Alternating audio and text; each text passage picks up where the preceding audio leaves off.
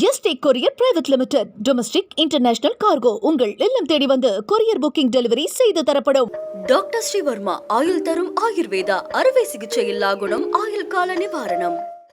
ஈரோடு மாநகர் பொறுத்தவரைக்கு கடந்த காலங்களில் 2000 ஆண்டு நடைபெற்ற தமிழக எழுச்சி மாநாடு, 2018 ஆண்டு நடைபெற்ற அறிஞர் அண்ணா பிறந்தநாள் மாநாடு ஒரு வரலாற்று சிறப்புமிக்க மாநாடுகளாக அங்கே நடைபெற்றன. இயக்கத்தின் வரலாற்றில் இதுவரை 2 பொதுக்குழு கூட்டங்களும் அங்கே நடைபெற்றன. இவை அனைத்தையும் இயக்கத்தின் மூத்த முன்னோடி, இயக்கத்தை வழிநடத்திய நினைவில் வாழும் அண்ணன் கணேசமூர்த்தி அவர்கள் மிகவும் சிறப்பாக நடத்தி காட்டினார்கள். நாளை நடக்கவிருக்கின்ற மறுமலர்ச்சி திராவிட முன்னேற்ற கழகத்தின் 31வது பொதுக்குழு இயக்கம் 31 ஆண்டுகளை கடந்து 32ஆம் ஆண்டில் அடியெடுத்து வைக்கும் இந்த காலகட்டத்தில் நடைபெற உள்ளது.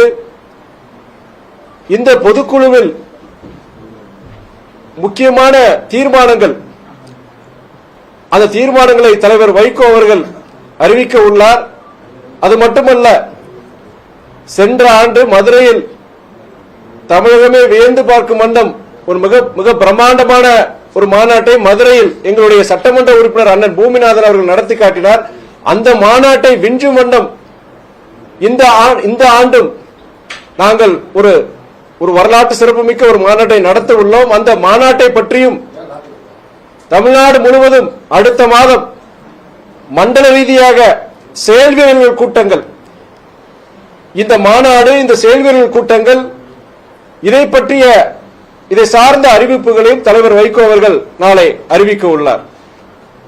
ஏதோ பொதுக்குழு பத்தி செய்திங்க, நாளைக்கு நடைபெற இருக்கிற பொதுக்குழு பத்தி செய்தி. நீங்க வேற பொலிட்டிக்கல் கொஸ்டின்ஸ் பொறுத்த வரைக்கும் இன்னைக்கு நீங்க தாராளமா கேட்கலாம். நீங்க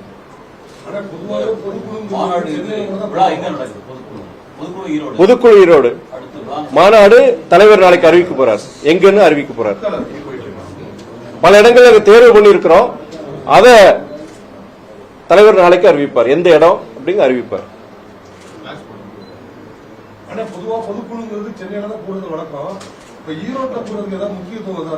நீங்க சொல்றீங்க இல்லையா, எப்பயுமே சென்னையில தான் மதிமுக பொதுக்குழு நடக்கும்னு சொல்லிட்டு, அதுக்கு இதுக்கு முன்னாடி சில நான் யாருக்கும் சொன்ன மாதிரி ஈரோட்டில் இது வரைக்கும் 2 முறை நடந்திருக்கு. கட்சியுடைய வரலாற்றுல எப்பயுமே சென்னையில் நடக்கிறது, அது பெரும்பான்மையான சென்னையில் நடத்துவாங்க. இந்த தடவை என்னை போன்ற கட்சி நிர்வாகிகள் இந்த தடவை குறிப்பா தென் மாவட்டங்கள் அல்லது கொங்கு மண்டலத்தில் இதை நடத்தணும்னு சொல்லிட்டு அந்த ஒரு மெனக்கீட்டுல தான் இப்போ நம்ம ஈரோட்டில் அறிவிச்சிருக்காங்க. பொதுக்குழு பொறுத்த வரைக்கும் தலைவர் வைகோ 2-3 முறை அவருக்கு மத்திய அமைச்சரா பதவி இருக்கக்கூடிய வாய்ப்பு கிடைச்சது. ஆனா அவர் அதை விரும்பல. நீங்க தொகுதி மக்களுக்காக நிறைய பணியாற்றிட்டு இருக்கீங்க. தொகுதி மக்கள் நலம் கருதி மத்திய அமைச்சர் பதவி உங்களை தேடி வந்தா நீங்க அதை லைக் பண்ணி விரும்பி வைக்கலாம்.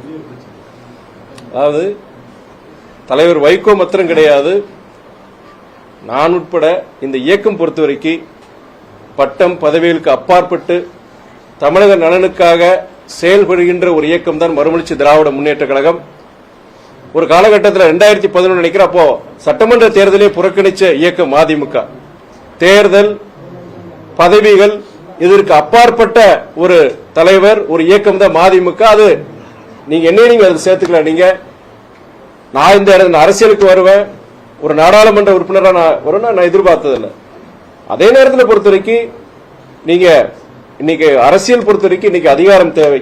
அதிகாரம் இருந்துதான் 4 பேருக்கு நல்லது செய்ய முடியுங்கிறது அது ஒரு என்னுடைய கருத்து. அது பட் இந்த சூழ்நிலை பொறுத்த வரைக்கும் அதுக்குண்டான அவர் அமைச்சராகக்கூடிய சூழ்நிலை கிடையாதுன்னு நான் சொல்லுவேன். நான் எதிர்காலங்கிறது அது நானுடைய செயல்பாடுகள், எனக்கு இறைவன் நம்பிக்கை இருக்கிற இறைவனுடைய அருள், மக்களுடைய ஒரு எதிர்பார்ப்பு, அவங்களுடைய நம்பிக்கை, இதுக்கு வச்சு நம்ம சொல்ல முடியும். நம்ம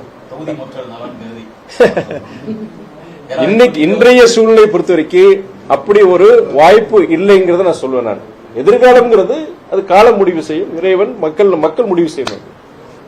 திமுக கூட்டணியில் எப்ப பிரச்சனையா இருந்தாலுமே அந்த கூட்டணியில் இருக்கக்கூடிய விடுதலை சிறுத்தைகளையும் அதிமுகவுமே ஒரு குறுகுறுன்னு பாக்குறாங்க. அது என்ன காரணம்? அது என்னங்க குறுகுறுன்னு பாக்குறது? கொஞ்சம் விலைக்கு சொல்ல முடியுமா? அந்த என்ன குறுகுறுங்கிறது? நீங்க தான் விலகி போறதுக்கான வாய்ப்புகள் இருக்கு. அப்படிங்கிற மாதிரி பாக்குறாங்க. அதுக்கு என்ன காரணம்? யார் அந்த மாதிரி பாக்குறாங்க? பொதுவான பார்வை, அரசியல் பார்வையாளர் பார்வை அப்படிதான் இருக்கு. அரசியல் பார்வையில் அப்படிங்க சொல்ல முடியாது. போய் எங்களை பொறுத்த வரைக்கும் நாங்க கிட்டத்தட்ட 7 ஆண்டுகள் முடிந்து 8வது ஆண்டுல இந்த கூட்டணியில் இருக்கிறோம். திமுக தலைமையில கூட்டணியில் இருக்கிறோம். பல இதுல நீங்க வைக்கிற சில எதிரை பொறுத்த வரைக்கும்னா, நீங்க ஒரு கூட்டணியில் சேரும் பொழுது ஒரு பொதுவான நோக்கம், ஒரு ஜெனரல், ஒரு காமன் அப்ஜெக்டிவ் இருக்கும். அதனாலதான் ஒரு பல இயக்கங்கள் ஒரு கூட்டணியில் சேர்றாங்க. நாங்களும் அதே மாதிரி ஒரு அடிப்படையில மதவாதத்தை எதிர்க்கிற ஒரு அணியில நம்ம இருக்கணும்னு சொல்லிட்டு நம்ம இந்த அணியில வந்து சேர்ந்திருக்கோம். நம்ம 8வது வருஷம் இது தொடரும். நம்ம அதே நேரத்தில் அந்த கூட்டணியில் இருக்கிற அனைத்து இயக்கங்களும் ஒரே நிலைப்பாடுல, எல்லாத்திலும் ஒரே நிலைப்பாடு இருக்கணும்னு அவசியம் கிடையாது. இதுல சில மாறுபட்ட கருத்துக்கள், சில விஷயங்களை பொறுத்து மாறுபட்ட கருத்துக்கள் இருக்கலாம். இல்ல கூட்டணி தலைமை எடுக்கிற முடிவுகள் எல்லாத்துக்குமே எங்களுக்கு வந்து எல்லாருக்கும் ஒரு திருப்தி இருக்குமோ கிடையாது. சில தருணங்கள்ல எங்க இயக்கம் மாத்திரம் கிடையாது, பிற இயக்கங்களுக்கு சில நேரங்களை பொறுத்த வரைக்கும் அவங்க கேட்டதோ எதிர்பார்த்ததோ நடக்காம இருக்கலாம். ஆனா அதை வச்சுக்கிட்டு ஒரு விஷயத்தை வச்சுக்கிட்டு கூட்டணியில பிளவு இல்ல இவங்க வந்து வெளியே போறாங்கன்னு சொல்ல முடியாது. உங்களுக்கு பொறுத்த வரைக்கும் சென்ற முறை நம்ம இதே மாதிரி ஒரு அரசியல் இதே மாதிரி ஒரு பிரஸ் மீட்ல பார்க்கும்போது நான் சொல்லியிருந்தேன், நாங்க இந்த கூட்டணியில் எந்த நோக்கத்துக்காண்டி சேர்ந்தோமோ அந்த நோக்கம் இனி அந்த நோக்கத்தை பொறுத்த வரைக்கும் இன்னைக்கு அதுக்கு அவசியம் இருக்கு. ஆனா மதிமுக பொறுத்த வரைக்கும் இந்த கூட்டணியில் தொடரும் நான் தெளிவா சொல்லியிருக்கிறேன். நீங்க எங்களை மாத்திரம் கிடையாது, நீங்க சொல்ற மாதிரி விடுதலை சிறுத்தைகளா இருக்கட்டும், இல்லாட்டி காங்கிரஸ் இயக்கமா இருக்கட்டும், இல்ல பொது உடைமை இயக்கமா இருக்கட்டும், எல்லாரும் பத்தி அப்பப்போ சில கேள்விகள் வருது. அதுக்கு உண்டான பதில்கள் சொல்றேன். ஆனா கூட்டணியை பொறுத்த வரைக்கும் இங்க இந்தியா, தமிழ்நாட்டை பொறுத்த வரைக்கும் இந்தியா கூட்டணி வலுவா இருக்குங்கிறத நான் சொல்ல முடியும். விடுதலை சிறுத்தைகளும் கம்யூனிஸ்டும் வந்து எங்களுக்கு அதிக சீட் தரணும் கேட்போம்னு சொல்லி கேட்கறாங்க. நீங்க அதை பத்தி பேச மாட்டீங்க. இல்ல நான் சொல்லல. இப்ப நீங்க என்கிட்ட போனோட கேட்ட கேள்வி என்னன்னா, நீங்க அதே சீட்டு கேட்பீங்களான்னு கேட்டீங்க. நான் சொன்னா நான் ஒரு முதன்மை செயலர், நான் இந்த முடிவு எடுக்க முடியாது. ஒரு இயக்கத்துல பொறுத்த வரைக்கும் இயக்கத்துடைய தொண்டர்கள், நிர்வாகிகள் எல்லாருக்கும் ஒரு ஆசை. இப்போ கம்யூனிஸ்ட்காரங்க கேட்கறாங்க, இப்போ காங்கிரஸ் இயக்கம் கேட்கறாங்கன்னா அந்த இயக்கத்துடைய உரிமை இருக்கு, அது தவறு கிடையாது. எந்த அரசியல் இயக்கம் பொறுத்த வரைக்கும் அவங்க வளர்றதா நினைப்பாங்க, இல்ல இதோட போதுங்கிறது கிடையாது. அதை பொறுத்த வரைக்கும் அந்த மாதிரி எங்க மறுமலர்ச்சி திமுக பொறுத்த வரைக்கும் எங்களுடைய தொண்டர்கள், நிர்வாகிகள் எல்லாருக்குமே கூடுதல் எண்ணிக்கை சீட்டு வரணும். அங்கீகாரம் இயக்கம் பொறுத்த வரைக்கும் குறைஞ்சபட்சம் 12 சீட் நின்னாதான் அங்கீகாரம் கிடைக்கும். இதெல்லாம் எல்லாருக்கும் தெரியுது, அந்த ஆசை எங்களுக்கு இருக்கு. ஆனா ஒரு கூட்டணிங்கிற போது பல இயக்கங்கள் சேரும் போது அந்த காலகட்டத்தில் பல நெருக்கடிகள் எங்களுக்கு மாத்திரம் கிடையாது, கூட்டணி தலைமைக்கு இருக்கு. அப்படி இருக்கும் பொழுது அப்போ ஒரு பொது நோக்கம் சொல்றோம் இல்லையா, ஒரு காமன் அப்ஜெக்டிவ்காண்டி நம்ம சேர்றோம். அந்த நோக்கத்துக்கு ஏதாவது பாதகம் வந்துடக்கூடாது, கூட்டணியில ஏதாவது விரிசல் வந்துடக்கூடாது. அப்ப பொறுத்த வரைக்கும் ஒரு சமரசம் ஏற்படும். இப்போ நீங்க என்கிட்ட கேள்வி கேட்கும் போது எங்களுக்கு இயக்கத்தில் இருக்க எங்க ஆசை இருக்கு. ஆனா முடிவெடுக்க வேண்டியது இயக்கத்துடைய தலைமை நிர்வாகிகள். எல்லாருக்கும் இருக்க ஆசைதான். இப்ப எப்படி நீங்க கம்யூனிஸ்ட்காரங்களுக்கு, விசிகேக்கு, காங்கிரஸ்காரங்களுக்கு எல்லாருக்கும் ஒரு ஆசை இருக்கும், எங்களுக்கு ஆசை, அந்த ஆசை எனக்கு இருக்கு. ஆனா நானா ஒரு முதன்மை செயலரா நான் இத்தனை சீட்டு அங்க வேணும் எதிர்பார்க்குங்கிறது அது ஒரு முதிர்ச்சியான இது ஒரு பதில் இருக்க முடியாது. ஒரு மெச்சூர்டு அது அப்படி நான் சொல்லவும் கூடாது. இயக்க தலைமை முடிவெடுக்கும். என்னுடைய நீங்க ஒரு தனிப்பட்ட முறையில் நீங்க கேட்டீங்கன்னா என்னுடைய ஆசையோ இல்லாட்டி மாவட்ட செயலோட ஆசையோ துணை பொதுச் ஆசையோ நாங்க சொல்றோம், தலைமை கிட்ட சொல்றோம். ஆனா நாங்களா போய் ஒரு பத்திரிகை ஒரு பிரஸ் மீட்ல பார்த்து எங்களுக்கு இவ்வளவு வேணும் அப்படின்னு சொல்றது மற்ற இயக்கங்கள் நடக்கலாம். மதிமுக பொறுத்த வரைக்கும் ஒரு கட்டுப்பாடு உள்ள ஒரு இயக்கம். இதுல பொறுத்த வரைக்கும் தலைமை என்ன சொல்லுதோ அந்த வழிகாட்டுதல் இயங்குற ஒரு இயக்கம். ஆனா நாங்க எங்களுடைய ஆசைகள் பொதுக்குழு நடக்குது. பொதுக்குழு நடக்கும் போது கண்டிப்பா எங்களுடைய கருத்துக்கள் அங்க சொல்லுவோம். நம்ம தலைமை முடிவெடுக்கும். 12 சீட்டு உங்களுக்கு நெருக்கடின்னு சொல்லிருக்கீங்க அங்கீகாரத்துக்கு, அது அந்த 12 சீட்டுக்கு மேல் கேட்பீங்களா? நீங்க அங்கீகாரம் பெறணும்னா 12 சீட்ல நிக்கணும். நீங்க அங்கீகாரம் பெறணும் 12 சீட்ல நிக்கணும். நீங்க அதுதான் உங்களோட பதில் சொல்லி நான் எத்தனை சீட் நாங்க கேட்க போறோங்கிறது நீங்க இயக்க தலைமை முடிவு பண்ணும். இதுல இல்ல பொதுக்குழு பொறுத்த வரைக்கும் ஒரு பார்ட்டியோட ஜெனரல் கவுன்சில் பொதுக்குழு பொறுத்த வரைக்கும் இயக்கத்தினுடைய அதாவது அடிப்படை நீங்க பொதுக்குழு உறுப்பினர் 2000 பேர் இருக்கிறாங்க. மாநிலத்தில் பல்வேறு பகுதியிலிருந்து பல்வேறு பொறுப்புகள் இருக்கிற முக்கிய நிர்வாகிகள் இவங்க இயக்கத்தினுடைய அவங்களுடைய மனநிலைமை என்ன இருக்கு, இன்னைக்கு அரசியல் களத்தில் மதிமுக செயல்பாடு, குறைகள், நிறைகள் இதெல்லாம் பத்தி பேசுறத இடம் தான் பொதுக்குழு. விவாதம் பண்ணி அது தலைமைக்கு பொறுத்த வரைக்கும் ஓகே இது இப்ப கட்சிக்காரங்க பொறுத்து இந்த மனநிலைமையில் இருக்கிறாங்க செய்யறாங்க அப்படின்னு உள்வாங்கிட்டு அடுத்து வர காலகட்டங்கள்ல என்னென்ன முடிவுகள் எடுக்கணும், எப்படி செயல்படணும், அந்த குறைகள் இருந்து அந்த குறைகளை நிவர்த்தி பண்றது. அப்ப சில சமயங்கள் பத்தி சொல்ல மாதிரி எதிர்பார்ப்புகள் கட்சிக்காரங்களுக்கு சில எதிர்பார்ப்புகள் இருக்கும். அப்ப அந்த எதிர்பார்ப்புகள் பொறுத்த வரைக்கும் அவங்களுக்கு அது விலக்கி சொல்லணும். சிலது முடியாதுன்னா அது நம்ம சொல்லி விலக்கி சொல்லணும். இதுதான் பொதுக்குழு பொறுத்த வரைக்கும். இல்ல நீங்க அந்த 12 சீட்டுங்கிறதுல நீங்க ஒரு ஸ்ட்ராங்கா நிப்பீங்களா? ஏன்னா கட்சிக்கு இது ஒரு முக்கியமான காலகட்டம் இல்லையா? இல்ல நாங்க கடந்த காலங்களை பொறுத்த வரைக்கும் போன முறை 6 இடத்துல நாங்க போட்டி போட்டோம். 6 இடத்துல போட்டி போட்டு 4 இடங்கள் அங்க வெற்றி பெற்றோம். நாங்க இப்ப அதுவும் பொறுத்த வரைக்கும் என்னன்னா நாங்க உதயசேரன் சின்னத்தில் போட்டி போட்டாங்க. இது போன்ற விஷயங்கள் பொறுத்த வரைக்கும் இப்ப எங்க சின்னத்தில் நிக்கிறதோ இல்ல கூடுதல் இடங்கள் கிடைக்கிறதோ இதுக்கு இயக்க தோழர்களுடைய நிர்வாகிகளுடைய அந்த விருப்பத்தை தலைமைகிட்ட பொதுக்குழுல சொல்லுவாங்க. தலைமையை பொறுத்த வரைக்கும் பொதுக்குழு பொறுத்த வரைக்கும் அந்த முடிவு எடுப்பாங்க. நீங்க பொதுக்குழு முடிஞ்ச பிறகு எங்களுடைய தலைவர் பொறுத்த வரைக்கும் அவர் பிரஸ் மீட் கொடுக்க போறாரு. நீங்க இந்த கேள்வி அவர்கிட்ட கேட்கலாம். தலைவர் தான் கடைசி முடிவு எடுப்பாரு. 6 தொகுதிகளோட கம்மியா திமுக சீட் கொடுத்தா அந்த கூட்டணி மதிமுக இருக்குமா? நான் ஒன்னே ஒன்று சொன்னேன் இல்லையா, தேர்தல் களங்கள் பதவி இதுக்கெல்லாம் அப்பாற்பட்டு செயல்படுகின்ற ஒரு இயக்கம். இன்னைக்கு சில இயக்கங்கள் போன ஒரு பிரஸ் மீட்ல ஒருத்தர் கேட்டது, நீங்க தான் யாரோ ஒருத்தர் கேட்டிருந்தீங்க, ஏங்க அந்த சில இயக்கங்கள்லாம் பொறுத்த வரைக்கும் அங்கே எங்களுக்கு அழைப்பு இருக்கு இங்கே எங்களுக்கு அழைப்பு இருக்கு இப்படிலாம் சொல்றாங்களே அப்படின்னு. அப்போ உங்களுக்கு அந்த மாதிரி இது இல்லைன்னா அந்த மதிமுக அப்படி செயல்படுற இயக்கம் கிடையாது. நீங்க ஒரு அரசியல் கட்சியில ஒருத்தர் பொறுத்த வரைக்கும் பிடிக்கல அது இயக்கத்தை விட்டு போறாரா, இல்ல ஒரு கூட்டணியில ஒரு அரசியல் கட்சி பிடிக்கல வெளியில போறாங்க, அது அவங்களுடைய வெறுப்பு அதுதான். அது தவறு கூட சொல்ல மாட்டேன். ஆனால் இங்க என்ன கூப்பிடுறாங்க அங்க என்ன கூப்பிடுறாங்க சொல்றது இது வியாபாரம், இது கமர்ஷியலா இது பண்ணி நடந்துக்கிறது என்ன பாக்குறேன். அது அந்த மாதிரி மதிமுக செயல்படாது. நீங்க சொல்றபடி இது கிடைக்காட்டி நான் கூட்டணி விட்டு வெளியே போயிருவோம் அது கிடையாது. நாங்க ஒரு பொதுநல நோக்கத்தோடு தமிழ்நாடு நலன் கருதி நாங்க இந்த கூட்டணியில் நாங்க சேர்ந்தோம். அது அந்த காரணங்கள் இன்னைக்கு தொடருது. அதே நேரத்தில் பொறுத்த வரைக்கும் சுயமரியாதை இதுல பொறுத்த வரைக்கும் என்னன்னா நாங்க எதிர்பார்க்கறதுதான். நீங்க இடங்களை விட குறைஞ்சபட்சம் அந்த சுயமரியாதை எனக்கு எதிர்பார்க்கிறோம். எங்க இருந்தாலும் நீங்க அரசியல் ஒரு கூட்டணியில் இருந்தாலும் சரி, சுயமரியாதை திராவிட இயக்கங்களோட அடிப்படை அதை பொறுத்த வரைக்கும் நாங்க எண்ணிக்கை சீட் எண்ணிக்கைப்படி இருக்காது. இதே மாதிரி திருமாவளவன் பதில் சொல்லியிருந்தாரு. அதுக்கு நயினார் நாகேந்திரன் கேட்டிருக்காரு, 2 தொகுதி கொடுத்தா திருமாவளவன் திமுக இருப்பாருன்னு சொல்லி கேட்டிருக்காரு. இது நீங்க பாஜகவுடைய மாநில தலைவர் அண்ணா நயினார் பொறுத்த வரைக்கும் அவர் ஒரு நல்ல மனிதர் தான், அதிமுக இருந்தாரு. இன்னைக்கு பாஜக போய் இப்படி மாறிட்டாரான்னு எனக்கு தெரியல. எனக்கு அண்ணன் நயினார் பொறுத்த வரைக்கும் அவருக்கு ஒரு குழப்பத்தை உருவாக்குறதுக்கு நான் கூட சொல்லியிருந்தேன். போன இடம் எங்க இயக்கத்தை பத்தி கூட ஒரு கருத்து சொல்லும் போது என்கிட்ட நீங்க கேட்கும் போது அது அவரோட அரசியல் யுக்தியாக கூட இருக்கலாம். எங்க கிட்ட கூட அது மாதிரி நாங்க யாரும் பேசல செய்யல.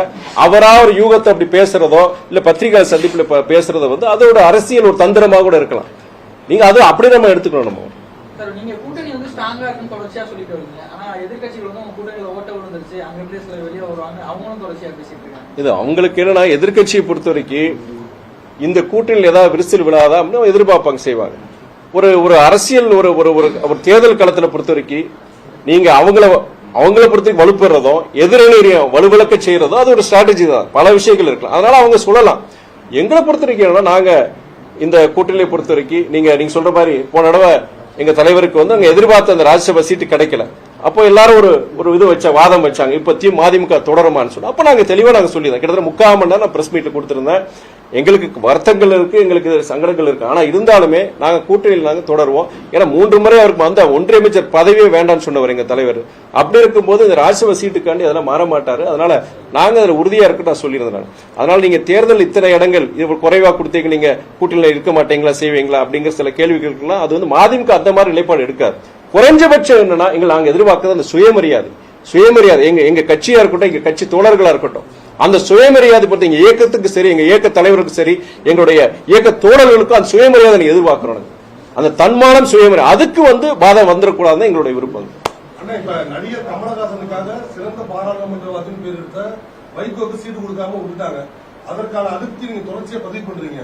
ஆனா அதே நேரத்துல கூட்டணி விட்டு நான் வெளியே போக மாட்டேன் அப்படின்னு சொல்றீங்க. இது முரண்பாடா தெரியலையா? ஏங்க அதாவது நீங்க கேட்ட கேள்விக்கு நான் பதில் சொன்னேன். அதாவது 2 சீட்டு கொடுத்தா கூட நீங்க அவருக்கு திரும்ப நிப்பாரான்னு சொல்லிட்டு நீங்க ஒருத்தர் கேட்டாருங்க. அவர் யாருக்கு அந்த கேள்வி கேட்டாரோ நயினார் அண்ணன் கேட்டாரோ சொன்னாங்க. நான் அப்படி சொல்லும் போது பதவிகளுக்கெல்லாம் அப்பாற்பட்ட இதெல்லாம் இயக்கம் அதிமுக நாங்க போன தடவை பொறுத்த வரைக்கும் ராஜ்யசபா நாங்க எதிர்பார்த்த கொடுக்கல. எங்களுக்கு வருத்த மனசங்கடம் இருந்தது. இருந்தாலுமே நாங்க இந்த கூட்டணி தொடர்ந்து தெளிவான போன பிரஸ் மீட்ல சொல்லி இருந்தேன்னு சொன்னேன். நான் இன்னைக்கு அதோட வெளிப்பாடு தான். அதை நீங்க தொடர்ந்து சொல்றது எப்படி சொல்லலாம்? நீங்க மதிமுக தன்மானம் உள்ள இயக்கம் கடைசி நேரத்தில் கூட்டணியை விட்டு வெளியே வந்த வரலாறு திருச்சியிலே நடந்திருக்கு. இல்ல அது என்னன்னா நீங்க சொல்ற மாதிரி அதுக்குண்டான இன்னைக்கு அந்த மாதிரி ஒரு சூழ்நிலை இல்ல. அதுக்குண்டான சூழ்நிலை இல்ல. ஒரே ஒரு என்னன்னா எங்க இயக்க தோழர்கள் எல்லாருக்கும் தெரியும். எங்க இயக்க தோழர்கள் மாத்திரம் கிடையாது, உங்களை மாதிரி பத்திரிகை நிருபர்கள், தமிழ்நாட்டில் இருக்கிற அரசியலை கடந்து நீங்க பல்வேறு அரசியல் தலைவர்கள் எல்லாருமே என்ன சொல்றதுன்னா அவருக்கு ஒரு வாய்ப்பு இருந்த கொடுத்திருக்கலாம்னு சொன்னாங்க. அந்த வருத்தம் எங்க எல்லாருக்கும் இருந்தது. எங்க கட்சி நிர்வாகிகள் தொண்டருக்கு எல்லாம் இருந்தது. அதை நான் சொல்லும் போது அதை கடந்து சொல்லும் தான் சொன்னாங்க. கடந்து சொல்லுவோம், கூட்டணியில் நாங்க நிலையா இருக்கு, நாங்க இதோட இருக்கணுங்கிறது. நீங்க அந்த கடந்த காலங்கள் பொறுத்த வரைக்கும் அப்படிப்பட்ட சூழ்நிலை வராங்கிற நம்பிக்கையோடு இருக்கிறோம். நாங்க திமுக கூட்டணியில வந்து புகைச்சல் இருக்கிறதா நைனா நாகேந்திரன் சொல்லியிருக்காரு. அதே மாதிரியே வந்து பல்வேறு கட்சிகள் சில கட்சிகள் நாங்க பேச்சுவார்த்தை நடத்திருக்கோம்னு சொல்றாரு. அந்த பேச்சுவார்த்தை நடத்தப்படக்கூடிய கட்சிகள்ல மாற்றி கிடையாது. நாங்க இதுவரைக்கும் எங்களுடைய தலைவர் வைகோவும் சரி வேற எந்த முக்கிய நிர்வாகிகளோ இது பற்றிய சிந்தனை கூட கிடையாது. நீங்க பேச்சுவார்த்தை அதை பத்தி சிந்தனை கூட கிடையாதுன்னு சொல்லுவேன் நான் இன்னும் வந்து முழுமையான ஒரு அரசியல்வாதியை மாறலங்க. மனசு வந்து சொல்றேங்க நானு. அதுக்குள்ள நீங்க பேச்சுவார்த்தை சொல்றீங்க, அதுக்குள்ள சிந்தனை கூட கிடையாதுன்னு சொல்றேன் நான். ஆமா எங்க அதாவது வந்து சார் பதில் அவர் கேட்கிற கேள்விக்கு பதில் சொல்லிதான் நான். நீங்க முருகனை நான் பாக்கணும்னா என் மனசுக்குள்ள இருக்கிறார். கோயிலுக்கு தான் போகணும்னு அவசியம் கிடையாது. அப்படியே நான் கோயிலுக்கு போனேன்னா பழனியில போய் பார்க்கலாம், திருப்பரங்குன்றத்துல போய் பார்க்கலாம், அறுபடை வீடுகள் ஏதாவது ஒரு இதுல போய் நான் போய் பார்க்கலாம். நான் செயற்கையா ஒரு ஷெட்டை போட்டு செஞ்சு வைக்க போறதுக்கு போகணும்னு அவசியமே கிடையாது எனக்கு. அதாவது அரசியல் வேறு, வழிபாடு வேறு, மதம் வேறு. தமிழ்நாடை பொறுத்த வரைக்கும் ரெண்டுமே பிரிச்சதை மக்கள் பாக்குறாங்க. அரசியல்ல வந்து மதத்தை கலக்கிறது எந்த ஒரு தமிழ்நாட்டு யாரும் விரும்ப மாட்டாங்க. அதே நேரத்தில் உன்னோட நான் சொல்ல விரும்புகிறேன் நான், நீங்க எங்க தலைவர் இந்த கருத்தை கிட்டத்தட்ட 60 வருஷமா சொல்லிட்டு இருக்கிறார்.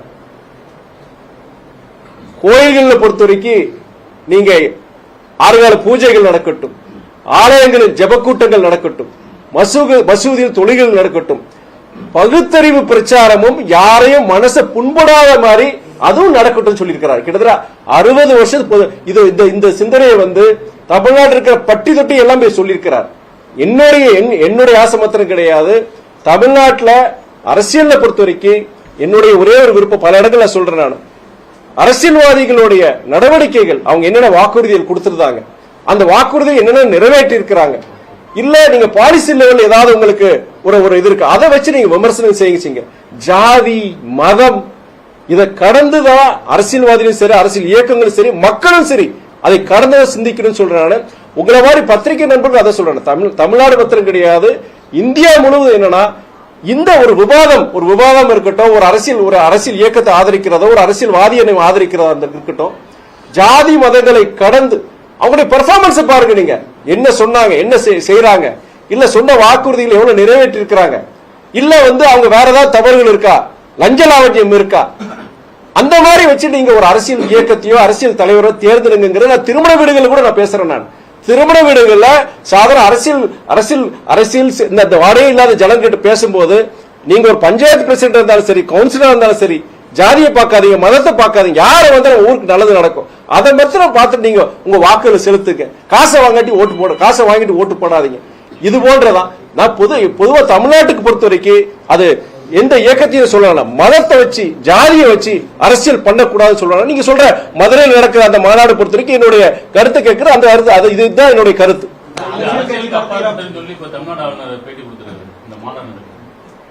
அது ஆளுநர் பொறுத்த வரைக்கும் அவர் ஆளுநரை பார்க்கலாம். உங்களுக்கே தெரியும், உங்களுக்கு நம்மளுடைய கான்ஸ்டிடியூஷன் படி ஒரு ஆளுநர் எப்படி நடந்துக்கணும்.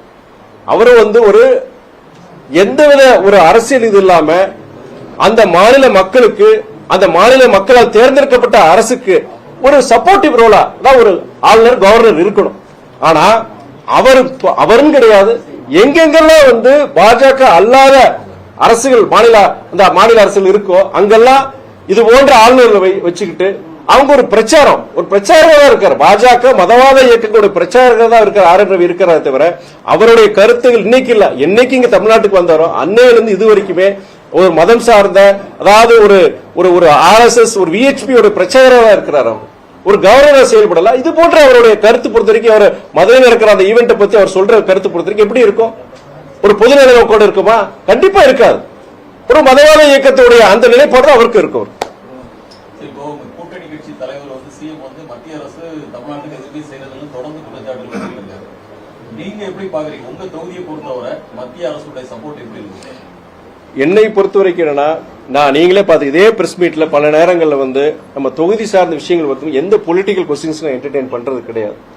ஏன்னா பாலிசி லெவல்ல என்ன பொறுத்த வரைக்கும் ஒரு மத சார்பின்மை ஒரு இது மாதிரி ஒரு கருத்து சூழ்நிலை அந்த மாதிரி அது வேற. ஆனா மக்களால் தேர்ந்தெடுக்கப்பட்ட ஒரு நாடாளுமன்ற உறுப்பினர் இருக்கும்போது என்னை பொறுத்தவரை எல்லாருமே என்னுடைய ஜனங்க தான். இதுல அரசியல் கிடையாதுன்னு நான் பாக்குறேன். நான் ஒரு இடத்துல ஒரு பொதுநல ஒரு மக்கள் ஒரு கோரிக்கை வைக்கிறாங்களா, அங்க யார், எந்த ஜாதி, எந்த மதம், எந்த அரசியல் இயக்கம், அதெல்லாம் பொதுவாக அங்க ஒரு தேவை இருக்கு. அந்த தேவையை பூர்த்தி செய்ய வேண்டியது என்னுடைய கடமை. அப்படி இருக்கும்போது நான் நீங்க டெல்லிக்கு போய் அங்க இருக்கிற அமைச்சர் சந்திக்கும் போது நான் அப்படிதான் வைக்கிற கோரிக்கைகள். எத்தனை வருஷம் அந்த கோரிக்கைகள் இருக்கு, இதனால என்னென்ன பாதிப்புகள் இருக்கு, எத்தனை விபத்துகள் நடந்திருக்கு, எத்தனை மரணங்கள் நடந்திருக்கு, இதை நீங்க செய்யாதனால உங்க அரசுக்கு ஒரு கெட்ட பேர் வருது. எங்களை போன்ற எதிர்க்கட்சி தலைவர் உங்களை பத்தி நாங்க குறை சொல்றோம், அதற்கு நீங்க இடம் கொடுக்காதீங்க அப்படிங்கிற ஒரு மனிதாபிமான அடிப்படையில ஜனங்களுக்கு நம்ம நல்லது செய்யணுங்கிறதுக்கான இதுல அரசியல் எல்லைகள் கடந்து நம்ம செயல்படுங்கிறத என்னுடைய இது கோரிக்கை. அப்படிதான் நான் வைக்கிறேன் நான். அது இல்லாம தலைவர் வைகோ பொறுத்த வரைக்கும் உங்களுக்கு தெரியும், தமிழ்நாடு மாத்திரம் கிடையாது, இந்தியா முழுக்க அரசியல் எல்லைகளை கடந்து பாஜக இருக்கட்டும், காங்கிரஸா இருக்கட்டும், கம்யூனிஸ்டா இருக்கட்டும், ஒரு மிகப்பெரிய ஒரு மரியாதை வச்சிருக்காங்க. எல்லாரும் ஒரு மரியாதை வச்சிருக்காங்க. அப்படி அவரோட இயக்கம் அவர் சார்பாக அந்த கோரிக்கை வைக்கிற அப்படி இருக்கும், அதுக்கு ஒரு மரியாதை கிடைக்குது. இப்ப எனக்கு ஒரு சக்சஸர் நீங்க கூட யோசிக்கல, ஒரு கேள்வி கேட்கலாம், ஏன் உங்க இதுல மொத்தம் நிறைய நடக்குது அப்படின்னு ஒரு கேள்வியில் கேட்க பலருக்கு வரும். அது என்னன்னா என்னுடைய அணுகுமுறை. நான் பொறுத்த வரைக்கும் சிலது பொறுத்த வரைக்கும் இதுல காரியம் இருக்குன்னு நினைக்கிறேன் நான். எனக்கு என்னால என்னுடைய அரசியல் ஒரு இதனால இந்த ஜனங்க பாதிக்கப்படக்கூடாது. அது என்னுடைய இது. அதுல எந்த விதத்திலையும் நம்ம அந்த திருச்சி தொகுதியை பொறுத்த வரைக்கும் நீ 1 வருஷம் முடிஞ்சு போச்சு, நீ 4 வருஷம் இருக்கு மேக்சிமம். இவர் இருந்தார், அதுக்காண்டி திரும்பி அந்த தொகுதியை தக்க வச்சுக்கணும், அதெல்லாம் எனக்கு கிடையாது. நாளைக்கு என்ன நடக்குன்னு எனக்கு தெரியாது. எனக்கு அப்படி ஒரு இதுல இருக்கும்போது அடுத்து ஒரு 4 வருஷம் இருக்கு, முடியும், அந்த பீரியட் முடியும் போது இருந்தாரியா, நல்ல ஒரு அரசியல்வாதியா, முடிஞ்ச வரைக்கும் செஞ்சாரியா அங்கிற ஒரு நன்மதிப்பு இந்த ஜனங்கிட்ட வந்தா எனக்கு போதும். அதுல பொறுத்த இல்ல, அதுல எல்லாரும் ஒரே மாதிரி சொல்லிட முடியாது. ஒரு 10 அமைச்சர் இருக்கிறாங்கன்னா ஒரு 6 பேர் 7 பேர் கிட்ட நம்ம சொல்றது நடக்குது, நல்ல மரியாதை கொடுக்கறாங்க. மீதி 3-4 பேர் பொறுத்த வரைக்கும் அது நடக்கிறது கிடையாது. முடிந்த வரைக்கும் என்னன்னா அது நடக்காத கேட்ட நான் அணுகிறது போறது கிடையாது. அதை கண்டிப்பா அது முயற்சியில் எடுத்துட்டு தான் இருக்கிறேன். திராவிட கட்சிகளை பொறுத்த வரைக்கும் வாரிசுகளுக்கான அரசியல் மாற்றங்கள் ரொம்ப எளிமையா இருந்தது. ஆனா பாமக இன்னும் அந்த பிரச்சனை இழுத்துக்கிட்டே இருக்குது. எப்படி பாக்குறீங்க நீங்க திராவிட அரசியல் சுருக்கி சொல்றீங்க?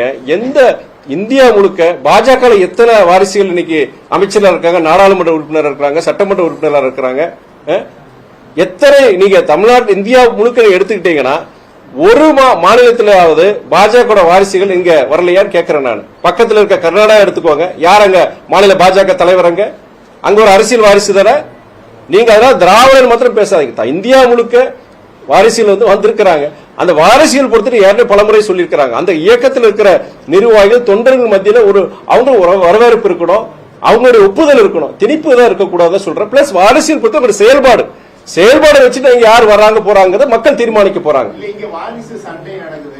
அதே போல இப்ப பார்த்தா தயாநிதி மாறன் கலாநிதி மாறன் அது அவங்க தனிப்பட்ட பிரச்சனைங்க. நீங்க ஒரு சகோதரர் தயாநிதி மாறன் இருக்கட்டும், அவருடைய அண்ணன் கலாநிதி மாறன் கிட்ட இருக்க பிரச்சனை அவங்க தனிப்பட்ட குடும்ப பிரச்சனை, குடும்ப சொத்து பிரச்சனை. அப்படிதான் நம்ம பார்க்கணுமே தவிர இதுல அரசியல் ரீதியா பார்க்க வேண்டிய அவசியம் கிடையாது.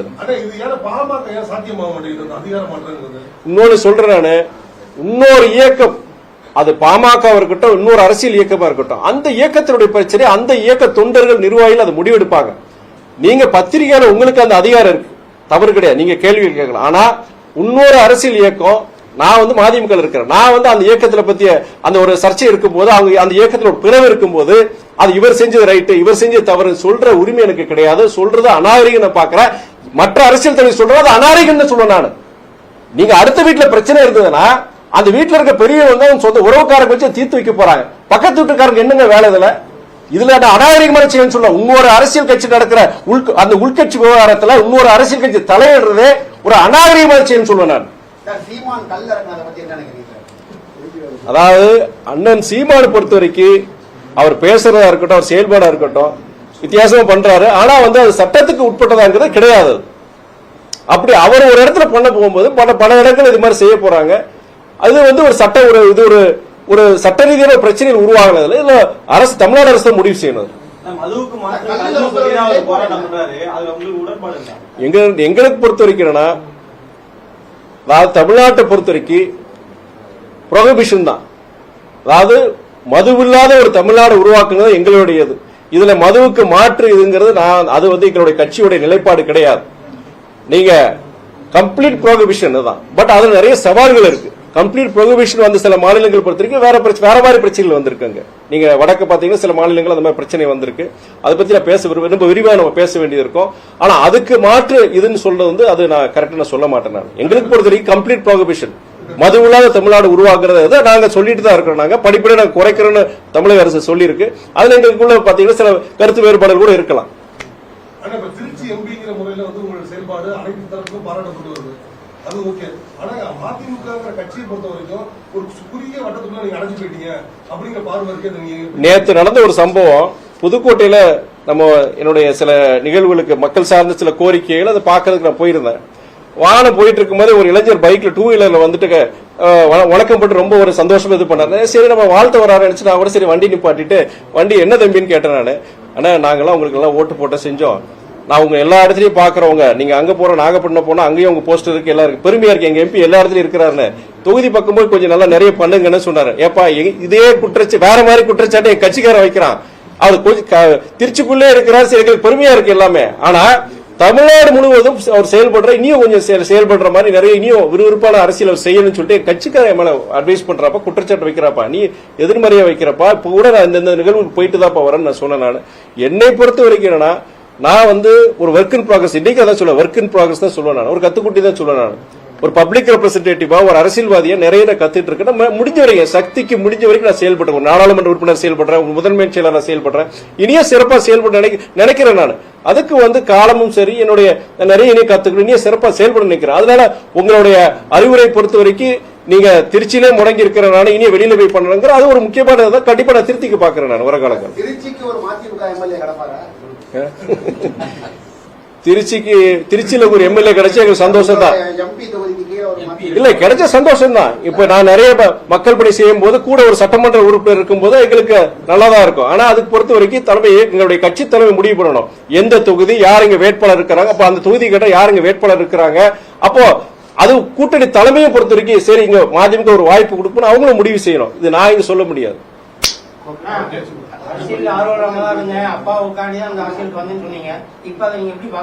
இன்னைக்கு அதே சொல்றேன், பொய் சொல்ல மாட்டேங்க.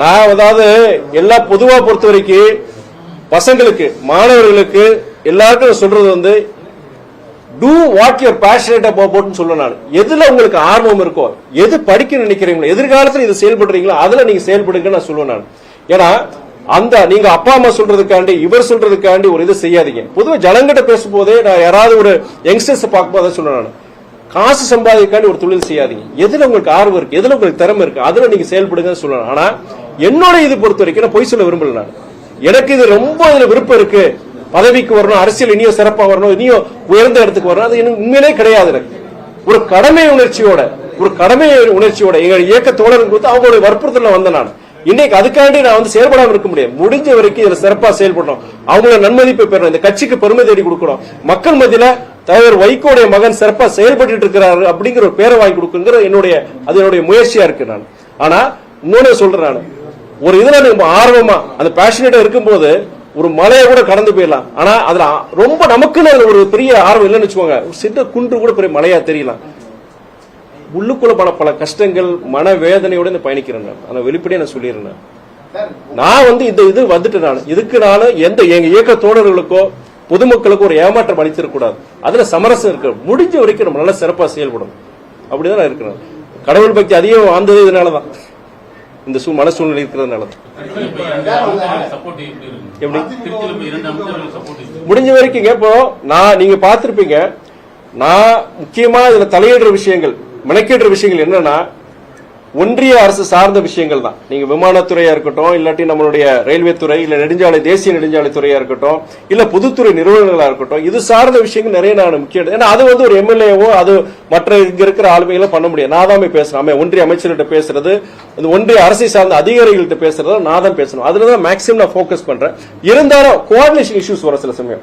ஃபார் எக்ஸாம்பிள் நேற்று ஒரு ரயில்வே துறை சார்ந்த சில இதெல்லாம் போயிட்டு நம்ம அங்க போகும்போது உதாரணம் பாத்தீங்கன்னா அங்க ரயில்வே மேம்பாலம் வருதுன்னு வச்சுக்கோங்களேன், அங்க ஒரு மின்சார இதை நம்ம ஹெச்டி ஒரு டவர் போயிட்டு அதை நான் எடுக்க வேண்டியது இருக்கும். இல்ல அங்க ஒரு நீர்வளத்துறை சார்ந்த ஒரு பிரச்சனையா இருக்கும், கார்பரேஷன் கமிஷனர் ஒரு உதவி எனக்கு தேவைப்படும். அப்படிலாம் பார்க்கும்போது நான் யார்கிட்ட நான் போனேன், அங்க இருக்கிற அமைச்சர்கிட்ட தான் நான் போனேன். நான் இது வரைக்கும் எனக்கு திருப்தியா இருக்கு, அவங்க நல்லா ஹெல்ப்ஃபுல்லா தான் இதாக இருக்கிறாங்க, எந்த பிரச்சனையும் கிடையாது. திமுக அதிமுக கூட்டணியை பொறுத்தவரைக்கும் புதுசா ஒரு கோஷம் வந்து ஆட்சியில் பங்கு அப்படின்னு சொல்றாங்க, அதுல உங்களோட நிலைப்பாடு என்ன? அதாவது இதுக்கு பதில் நான் பல தடவை சொல்லியிருக்கிறேன். நான் ஆட்சியில் பங்குங்கிற சொல்றது அது பல குழப்பங்களை உருவாக்கும் தான் சொல்றேன். நான் ஆட்சியில் பங்குங்கிற பொறுத்த வரைக்கும் ஒரு நல்ல விஷயம் தான். ஏன்னா பல பேருக்கு வந்து அந்த ஒவ்வொரு இயக்கத்துக்கு வந்து குறைஞ்சபட்ச சில திட்டங்கள் இருக்கும், அதை செயல்படுத்துறதுக்கு அதை நிறைவேற்றுறதுக்கு ஆட்சியில் பங்கு கண்டிப்பா இருக்கு. ஆனா எங்களை பொறுத்த வரைக்கும் இதுவரைக்கும் இந்த 4 ஆண்டுகள் இந்த திமுக தலைமையில கூட்டணி பொறுத்த வரைக்கும் சில முக்கியமான சில மக்கள் கோரிக்கையில இருக்கட்டும் நாங்க கொண்டு போய் முதலமைச்சர்கிட்ட சொல்றோம், நடக்குது. சில குறைபாடுகள் இருந்தாலுமே எங்க தலைவர் சொல்லும் போது அதை நிவர்த்தி பண்றாங்க. அப்படி இருக்கும் பொழுது ஒரு தருணத்துல ஆட்சியில் பங்கு இந்த தருணத்துல ஒரு பல குழப்பங்களை உருவாக்குங்கிறத என்னுடைய அனுமானமா இருக்கு, கருத்தா இருக்கு. நடிகர் விஜய் வந்து வேலுமுருகன் திரும்ப திரும்ப சீட்டிட்டு இருக்காரு, பெண்களுக்கு கை போடுறது. சகோதரர் விஜய் பொறுத்திருக்கிறேன்னா அவர் ஒரு மிகப்பெரிய சினிமா நட்சத்திரம், லட்சக்கணக்கான ரசிகர் இருக்கிறாங்க. பொது வாழ்க்கையில பொறுத்திருக்கிறேன்னா அவர் வந்து அவருடைய செயல்பாடுகள் அடுத்த கட்ட செயல்பாடு சில நேரங்களில் பொறுத்து சில தவறுகள் நடக்கலாம். நான் ஒரு அப்பொலிட்டிக்கலா பாக்குறேன், நான் அரசியலை கடந்து பாக்குறேன். அவர் புதுசா வந்திருக்கிறார். ஒரு சினிமா ஒரு நட்சத்திரமா அந்த ஒரு துறையில செயல்படுறதும் ஒரு அரசியல பொது வாழ்க்கையில் செயல்படும் போது நீங்க பல பேர் இந்த மாதிரி விமர்சனங்களை வைப்பாங்க. அந்த விமர்சனங்களை கடந்து அவர் அனுபவத்தில் தெரிஞ்சுக்க போறாரு. இப்படி ஒரு சம்பவம் நடந்ததா, இப்படி இருந்ததா, அதுக்கு ஒரு அப்போ எதிர்கட்சிகளும் மற்றவங்களும் நம்மளை தாக்குறதுக்கு ஒரு வாய்ப்பை நம்ம கொடுத்துட்டோம் அப்படின்னு தெரிஞ்சுக்கிட்டு அடுத்த முறையை தவிர்க்க போறாரு. கண்டிப்பா தவிர்ப்பாரு நினைக்கிறேன். நான் அப்படி நான் பாசிட்டிவா தான் எடுத்துக்கிறேன். நான் இது 2 வருஷம் முன்னாடி இந்த பிரச்சாரத்தை வச்சேன். நான் தமிழ்நாட்டில் முதல் முறையா இந்த மும்மொழி பிரச்சனை விஷயமா இந்த வாதம் வரும்போது முதல் முறையா நான் தான் இந்த வாதத்தை வச்சேன். நான் இங்க நீங்க பாஜக காரங்க தமிழ்நாட்டில் நீங்க ஏன் 3வது மொழி கத்துக்கூடாது, 3வது மொழியை கத்துக்கிட்டா நல்லதானே, ஏன் இந்திய கத்துக்கிட்டா நீங்க வந்து ஒரு பப்ளிக் செக்டர் நிறுவனத்துமோ இல்ல காம்படிட்டிவ் எக்ஸாம்ஸ் போறதுக்கோ இல்ல வட இந்திய அளவில் நீங்க பணிபுரியதுக்கோ பிரயோஜனமா இருக்குமா, ஏன் அதை தடுக்கிறீங்க அப்படின்னு சொல்றாங்க இல்லையா. நான் 2 வருஷமா இந்த வாதத்தை வச்சிட்டு இருக்கிறேன். ஏன்னா நீங்க மொழிகள் கத்து கூட தவறு இல்ல, 3வது மொழி அது ஹிந்தி மொழி பொறுத்திருக்கும் அவசியம் சொல்றாங்க, ஏன் ஆங்கிலம் கத்துக்கிறது தவறுன்னு சொல்றாங்க. இது சொல்றது யாரு? பாஜகவுடைய முக்கியமான தலைவர் உள்துறை அமைச்சர் அவர் அமித்ஷா அது கருத்து சொல்றாரு. அது விவரிச்சு சொல்லணும். அவர் என்ன சொல்றாருன்னா ஆங்கிலம் வந்து பொறுத்திருக்கு ஒரு அடிமைக்கு, அதாவது ஒரு நம்ம அடிமைத்தனத்தினுடைய ஒரு அடையாளமா இருக்கு. ஆங்கிலேயர்கள் விட்டு போனது வந்து நம்ம இனியும் பின்பற்றிட்டு இருக்கிறோம். எதுக்கு ஆங்கிலம்? நமக்கு ஆங்கிலம் இல்லாத ஒரு பாரதத்தை உருவாக்கும் சொல்றது. அது சாத்தியமா நான் கேட்கிறேன். நம்முடைய தமிழக மாணவர்கள் இளைஞர்கள் இன்னைக்கு உலகம் ஃபுல்லா பல்வேறு துறையில் இன்னைக்கு கோல வச்சுறாங்க, ஆதிக்கம் செலுத்துறாங்கன்னா அதற்கு முதன்மையான காரணம் பொறுத்த வரைக்கும் ஆங்கில புலமை, அந்த லாங்குவேஜ் ப்ரொஃபிஷியன்சி தான். இன்னைக்கு அந்த லாங்குவேஜ் ப்ரொஃபிஷியன்சி எதனால வந்ததுன்னா நம்மளுடைய இருமொழி கொள்கையினாலதான் வந்தது. இது நீங்க பார்லிமெண்ட் முன்னாடி அங்க வாசல் இருக்க பிரஸ்லயே நான் பேசுறேன். நான் அங்க இந்த பர்டிகுலர் பாயிண்ட் ஆஃப் வியூல வந்து அங்க யாருமே இந்த இஷ்யூ ரேஸ் பண்ணல. நான் இந்த ரேஸ் பண்ண நான் சொன்னேன், இந்த பார்லிமெண்ட் முன்னாடி நான் கேட்கிறேன். நான் ஆங்கிலம் இல்லாம நம்மளுடைய இந்திய இளைஞர்கள் வந்து எப்படி அவங்களால செயல்பட முடியும்? இன்னைக்கு உலகம் ஃபுல்லா நீங்க ஐடில பொறுத்தவரைக்கும் நம்ம தான் டாமினேட் பண்றோம். ஐடி செக்டர் நம்ம தான் டாமினேட் பண்றோம். ஐடி செக்டர் மாத்திரம் கிடையாது, அமெரிக்காவில் இருக்கிற மருத்துவத்துறையில் இருக்க ஸ்பெஷலிஸ்ட், டாப் ஸ்பெஷலிஸ்ட் பாத்தீங்கன்னா நம்முடைய இந்தியன் டாக்டர், குறிப்பா தமிழ்நாட்டுக்கு போன அத்தனை மருத்துவர்கள் இருக்கிறாங்க. அது எப்படி அவங்களால செயல்பட முடியும்? ஆங்கிலம் இருக்க போய் தான். அவன் ஒரு இந்திய மொழி மட்டும் தெரிஞ்சுட்டு எப்படி போக முடியும்? சரி, இன்னைக்கு வர்த்தகம், இன்னைக்கு குளோபலைசேஷன் பத்தி பேசுறோம். நம்ம குளோபலைசேஷன் பத்தி பேசுறோம். நம்முடைய நாட்டுடைய பிரதமர் மோடி அவர்களே சொல்றாரு, இன்னைக்கு வந்து 5வது ஒரு பொருளாதார வல்லரசர் வந்து இன்னைக்கு 4வது இடத்துக்கு வந்துட்டோம், அடுத்த 3வது இடத்துக்கு வரப்போறோம்னு சொல்றாரு. இது எப்படி சாத்தியப்படும்? ஆங்கிலம் எப்படி சாத்தியப்படும் கேட்கிறோம். நம்முடைய இளைஞர்கள் படிச்சு வெளிநாடுக்கு போனா ஆங்கிலம் தேவை. சரி, வர்த்தகத்துல போட அதுவே இன்னைக்கு ஆங்கிலம் நமக்கு தேவைப்படுது. ஆங்கிலம் இல்லாத ஒரு இந்தியன் சொல்றது அது எவ்வளவு ஒரு பேக்வர்ட்னஸ். இதுதான் நான் சொல்ல வரேன். நான் இது போன்ற விஷயங்கள் ஜனங்கள் பார்க்கணும். நீங்க இது போன்ற விஷயங்கள் ஜனங்கள் கவனம் செலுத்தணும். தமிழ்நாட்டு பாஜக தலைவர்கள் இந்த 2 வருஷமா இந்த கேள்வி கேட்கிறேன். இதுக்கு என்ன பதில்? இதுவரைக்கும் யார் கூட ஒரு பதில் சொல்லல. ஆங்கிலம் இல்லாத ஒரு பாரதத்தை உருவாக்க சொல்றாரு அமித்ஷா சொல்றாரு இல்லையா, இதற்கு பதில் வந்து கேட்கிறேன். நான் தமிழ்நாடு பாஜக தலைவர் கேளுங்க, நீங்க பிரஸ் கேளுங்க. நீங்க 3வது மொழியை கத்துக்கிற என்ன தவறு, இந்திய கத்துக்கிட்ட என்ன தவறு சொல்ற நான் கேட்கிறேன். ஆங்கிலமே கூடாதுன்னு சொல்றாங்க உங்க தலைவர் சொல்றாங்க, பாஜக தலைவர் சொல்றாங்க, அதுக்கு என்ன பதில்?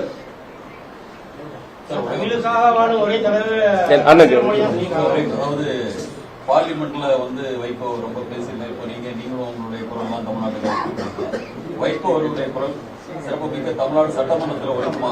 சட்டமன்றத்தில் அதுக்கான வாய்ப்புகள் எங்களுக்கு எல்லாருக்கும் அந்த விருப்பம் இருக்கு. எங்க எல்லாருக்கும் அது விருப்பம். எங்களுக்கு சொல்லும் போது மறுமலர்ச்சி திமுகவுடைய தொண்டர்கள், நிர்வாகிகள் எல்லாருக்கும் ஒரு வாய். ஆனா இதுவரைக்கும் ஒரு சட்டமன்றத்துக்கு நுழைஞ்சதே கிடையாது. அந்த விருப்பம் இருக்கு. அவர் அது முடிவெடுக்கணும். இயக்க தலைவர் வைகோ, எனக்கு அவருக்கு 81 வயசு ஆயிருச்சு. அவருடைய இன்னைக்கு அவர் என்ன நினைக்கிறார் அதை பத்தி, கூட்டணி தலைமை அதுக்கு ஒரு வாய்ப்பு கொடுக்கணும். அது நம்ம காலம் தான் சொல்லணும்.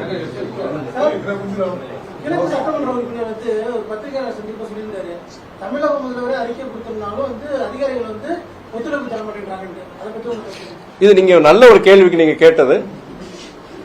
ஏன் சிரிக்கிறீங்க? அதாவது வந்து உண்மையிலேயே நல்ல கேள்விங்க, சிரிக்கக்கூடிய கேள்வி கிடையாது. நான் நிதர்சனம் பல இடங்களை பாக்குறேன். அதாவது அரசியல்வாதிகள் நல்லவங்க கெட்டவங்க இருக்கிற மாதிரி அதிகாரிகள், அரசு அதிகாரிகளும் நல்லவங்க இருக்காங்க, கெட்டவங்க இருக்கிறாங்க. என்னதான் அமைச்சர், என்னதான் சட்டமன்ற உறுப்பினர், என்னதான் நாடாளுமன்ற உறுப்பினர் இந்த மக்கள் பிரச்சனை எடுத்துட்டு முடிக்கணும்னு நினைக்கிற நேரத்துல அதற்கு பல நேரங்கள் சில நேரங்கள் சொல்றேன் நான், சில அரசு அதிகாரிகள் இருக்கிறாங்க. இப்போ நம்மளுடைய திருச்சி எடுத்துக்கிட்டீங்கன்னா இங்க கலெக்டர் இருக்கிறார், அவரை மாதிரி சிறப்பான ஆபீஸர் நான் பார்க்க முடியாது. புதுக்கோட்டையில ஒரு கலெக்டர் இருக்கிறாங்க, அருணான்னு சொல்லிட்டு இருக்காங்க. அந்த அம்மையார் பொறுத்த வரைக்கும் அவ்வளவு ஒரு நல்ல சிறப்பாக எல்லாம் யங்ஸ்டர், 2 பேரும் யங்ஸ்டர்ஸ் தான். இவ்வளவு தூரம் இந்த திருச்சியிலும் சரி, இந்த அவங்க பொறுத்த வரைக்கும் புதுக்கோட்டை இப்பதான் வந்திருக்கிறாங்க, வந்து ஒரு 4-5-6 மாசம் தான் இருக்குன்னு நினைக்கிறேன். இவர் நம்ம திருச்சியை பொறுத்த வரைக்கும் வந்து கிட்டத்தட்ட 3 வருஷம் ஆச்சுங்க. இந்த மாவட்டத்துல பல நல்லது நடந்துட்டு இருக்குன்னா அதுக்கு முக்கியமான காரணம் நம்முடைய கலெக்டர்னு சொல்லுவேன் நான். இது போன்ற நல்ல கலெக்டர் மாத்திரம் சொல்ல மாட்டேன், பல்வேறு அரசு துறையில பல்வேறு அதிகாரிகள் இருக்கிறாங்க, அவ்வளவு ஹார்ட் ஒர்க் பண்றவங்க இருக்கிறாங்க. ஆனா அதே நேரத்துல சில செயல்படாம பல மாத கணக்கில் ஃபைல்ஸ் பெண்டிங்க போட்டு விட்டுட்டு செஞ்சுட்டு அது சாதாரண ஜனங்களோட உண்மையான அடிப்படை ஒரு தேவையா இருக்கும், ஒரு கையெழுத்து தான் அது போடாம இருக்கிற அதிகாரிகள் இருக்கிறாங்க. அதனால அவரு சகோதரர் இனிகோ சொல்றது நான் உண்மையில நான் அக்செப்ட் பண்ணிக்குவேன், உண்மை இருக்கு.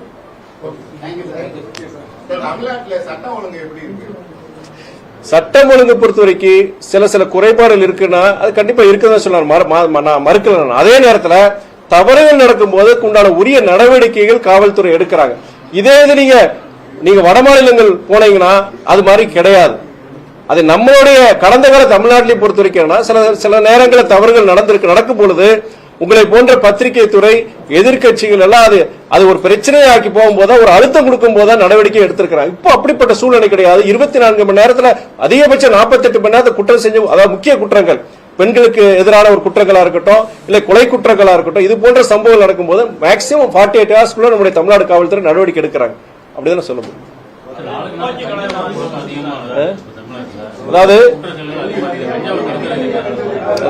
அதாவது உங்களுடைய இது பொறுத்த வரைக்கும் நம்ம தமிழ்நாடு மாத்திரம், நான் ஒரு ஜஸ்ட் ஒரு பிராங்க பேசுறேன், தமிழ்நாடு மாத்திரம் கிடையாது, இந்தியா முழுக்க பாத்தீங்கன்னா குற்ற சம்பவம் கூட்டிட்டு தான் இருக்கு.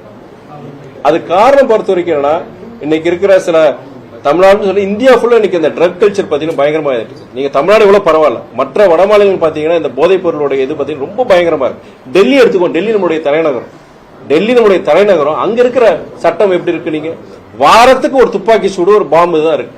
நான் டெல்லியில போயிருக்கோம், டெல்லி நாங்க பார்லிமெண்ட் நடக்கும் பேப்பர் படிக்கும் போது நான் பார்க்கும்போது நம்முடைய தமிழ்நாடு ஞாபகம், தமிழ்நாடு பத்திரிக்கை நம்மளுடைய தென் மாநிலங்களுடைய இதுதான் எனக்கு ஞாபகம் வருது. எனக்கு இங்க எவ்வளவு பரவாயில்ல, டெல்லி தலைநகர்ல இவ்வளவு பிரச்சனை இருக்கு. அது காரணம் பொறுத்த வரைக்கும் இன்னைக்கு நீ சொல்ற இந்த ட்ரக் கல்ச்சர், இன்னைக்கு நீங்க சொல்ற அந்த சில சபிஸ்டிகேட்டட் வெப்பன்ஸை பொறுத்த வரைக்கும் இன்னைக்கு சாதாரண குற்றவாளி கையில கிடைச்சிருது. இன்னைக்கு அது இன்னைக்கு இந்தியா மாத்திரம் கிடையாது, உலகம் முழுக்க இந்த ஒரு கலாச்சாரம், தவறான ஒரு கலாச்சாரம் உருவாயிட்டு இருக்கு.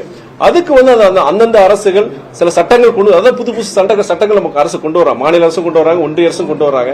இதுக்கு என்னன்னா மக்கள் மத்தியில சில கூட்டான இது இருக்கணும். இன்னைக்கு போதை கலாச்சாரம் பொறுத்த வரைக்கும் அரசியல் சட்டங்கள் இருக்கு, எல்லாம் இருக்கு. ஆனா அதை வாங்குறது யாரு, அது விற்கிறது யாரு?